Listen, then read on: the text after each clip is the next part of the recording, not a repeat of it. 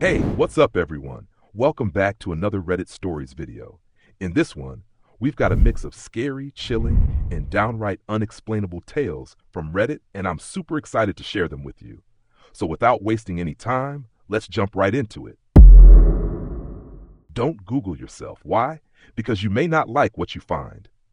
One day, I was bored and decided to search for my own name on Google. I have quite a rare name, so I didn't expect to find many results. Imagine how surprised I was when I came across a website that had my full name in the domain, www.myname.com. When I clicked the link, it brought me to a message board. I looked at the profile of the website owner and found out that the person was the same age as me and had the same hobbies and interests. There weren't any posts on the message board, but I was intrigued, so I saved it in my favorites. It was about a month later when I went back to the website. This time, it had more content. There were some diary entries, mostly random things like the weather was nice today or I'm so bored in work, things of that nature. However, as time went on, I began to notice more and more coincidences. The person lived in the same city as I did. It struck me as rather strange that two people with the exact same rare name would be living in the same city at the same time. At one point, I noticed that the contents of the diary were quite similar to my own life. One day, I went to a baseball game, and when I checked the website that evening, I found that the owner of the site had gone to the same ball game. At first, I didn't think much of it. After all, tens of thousands of people in the city supported the same baseball team. It began to seem like much more than a simple coincidence. Whenever I checked the website, I would notice little biographical details that seemed too close for comfort. For example, the owner mentioned their pet dog, and the dog's name was the same as the dog I had when I was a child. The website owner posted a picture of their car. It was the same model of car I had been driving when I was in college. They talked about eating at a certain restaurant. It was the same restaurant I had gone to all the time when I was working at my previous job. One day, when I looked at the message board, people had written messages to the owner saying, "Happy birthday." That day, it was my birthday as well. I decided to write on the message board for the first time.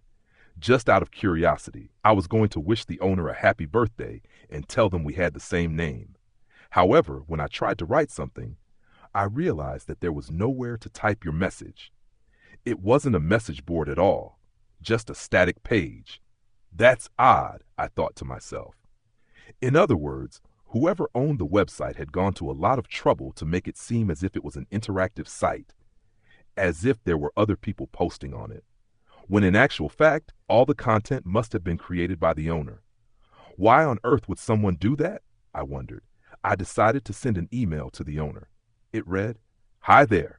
Believe it or not, we both share the same name. Nice to meet you." It read, "Hi there. Believe it or not, we both share the same name. Nice to meet you." It was just a friendly email. The next day, when I tried to look at the website, I discovered that it was gone. It seemed like it had been deleted. Then I opened my mailbox. There was one reply. When I looked at it, a chill ran down my spine. It just read, "Found you." The world of TikTok and Snapchat and whatever other emerging social media platforms that my 11-year-old daughter watches has always been something I found as being childish and didn't interest me much. However, when online news media outlets like Yahoo and MSN would derive their stories from TikTok, then I said, why not? And at least give TikTok a try. I was pleasantly surprised by TikTok on its numerous topics people post about everything from cats to military to true crime video posts. Some of the posts on TikTok I do find childish, but eventually TikTok has filtered them out and honed in on the things a 38-year-old guy likes, like true crime mysteries.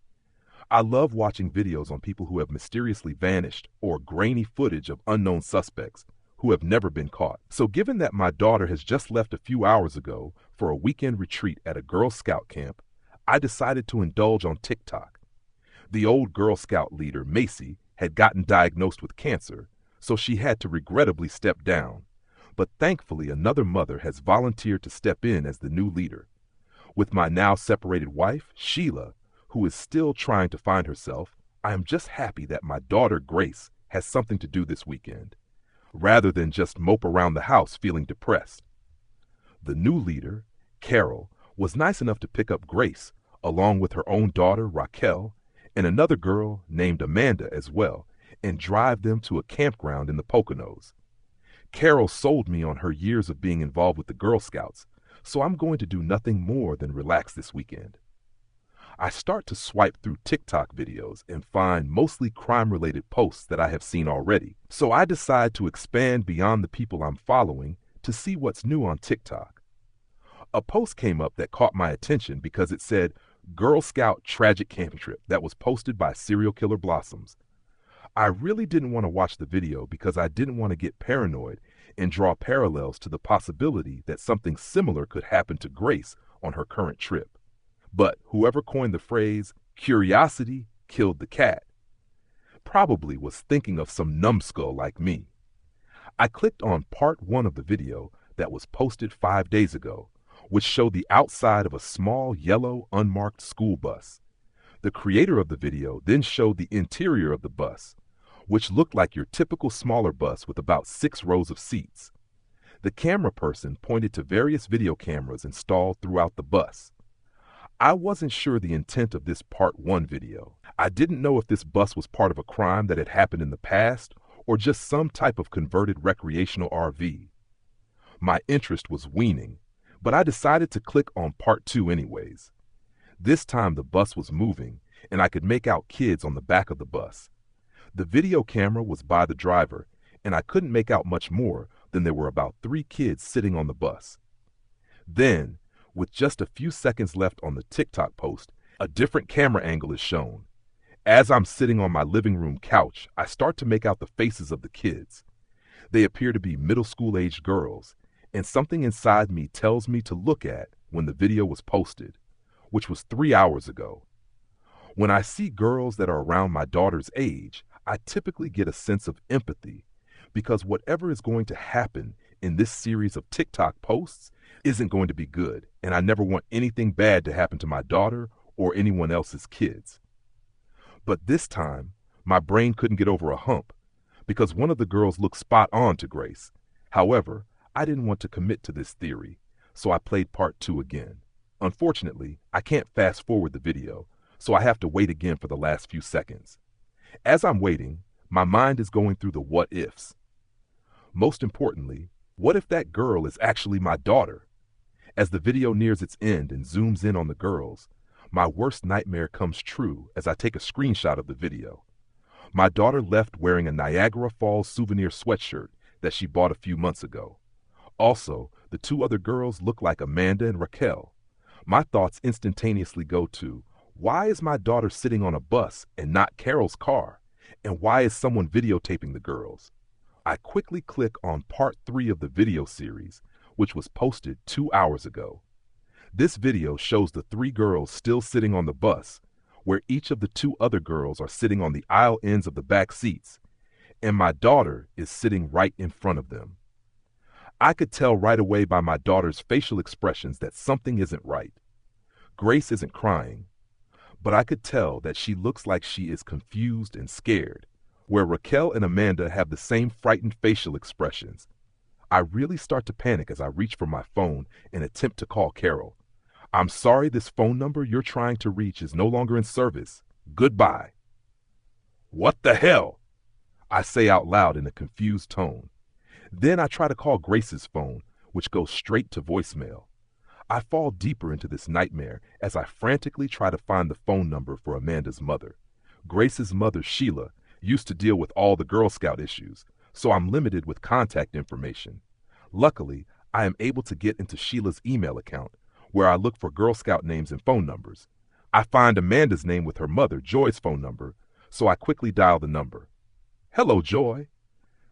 Listen, this is Grace's father, Ted.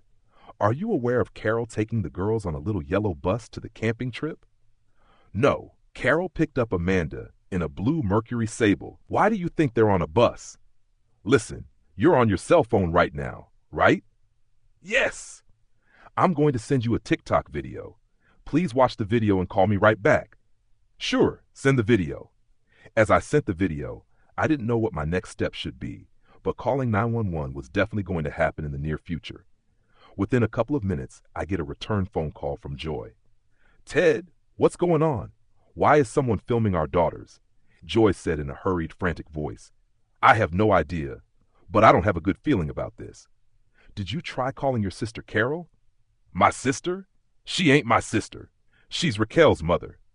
"Ted, that woman Carol told me that she's your sister when I met her before the camping trip." "Well, she told me that she's Raquel's mother." "Oh my God, that woman isn't Raquel's mother," Joy said in a perplexed tone. "Oh God, who is that psychopath?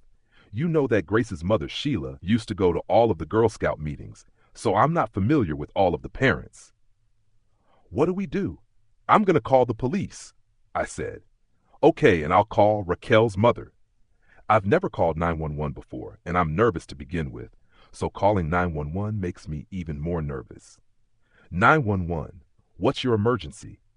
My daughter went on a Girl Scout camping trip with 2 other girls and a woman, Carol, who has seemed to have lied about her identity. Okay, so what's the emergency? I came across a TikTok video of someone posting the 3 girls on a little yellow bus and not the blue Mercury Sable that Carol picked them up with. Okay, so what are the girls' ages and what are they doing in the TikTok posts? They're around 11 years old and they all look nervous and scared. Okay, so could they just be nervous from being away from home? I suppose, but this woman Carol lied to me and said that she is the mother of one of the girls, but she's not. She told one of the other mothers that she is my sister, which obviously isn't true. Okay, sir, I'm going to send an officer over to your house because there are kids involved, but we have a really busy night with a lot of things going on, so it might take a while for the police to show up to your house. Wait, what? Why?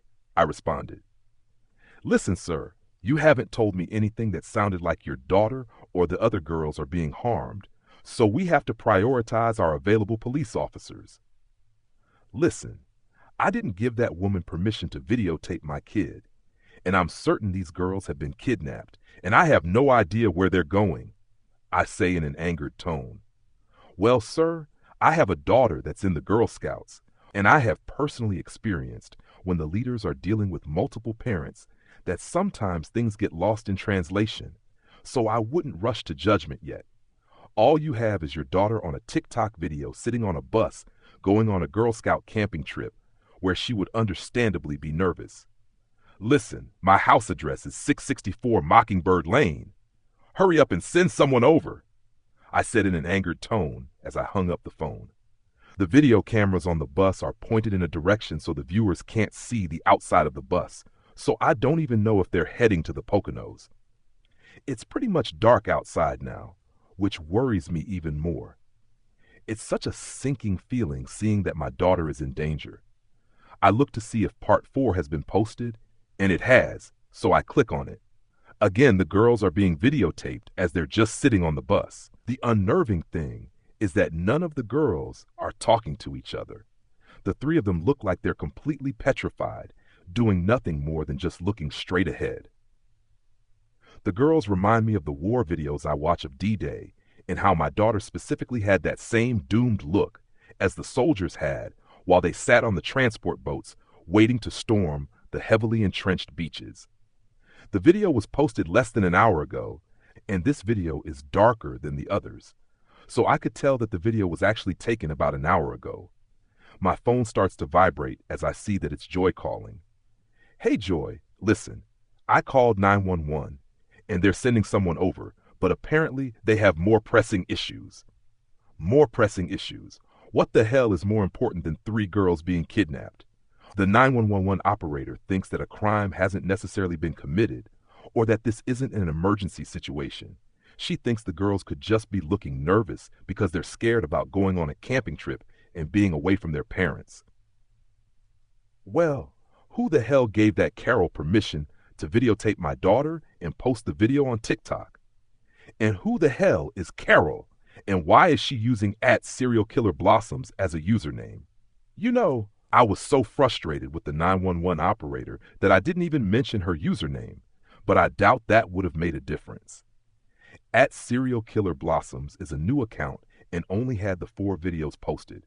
There's not too many people who have viewed the videos so far, which is good because I don't want them to be taken down for violating a TikTok policy.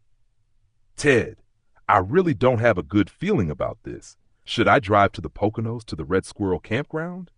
The thing is, you can, but I'm not sure if the bus is even going to that campground or even to the Poconos.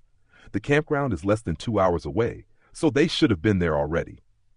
So what should we do? Joy asks me while I can hear her crying over the phone. Who is this Carol person? I ask. I really have no idea. When Macy got diagnosed with cancer, her story was plastered everywhere on Facebook, and the fire company even had a fundraising dinner for her to cover her medical expenses. So she could just be some random psychopath that came across Macy's story and figured, hey, this is my opportunity to kidnap some kids. What is her motivation? Is she trying to get TikTok famous?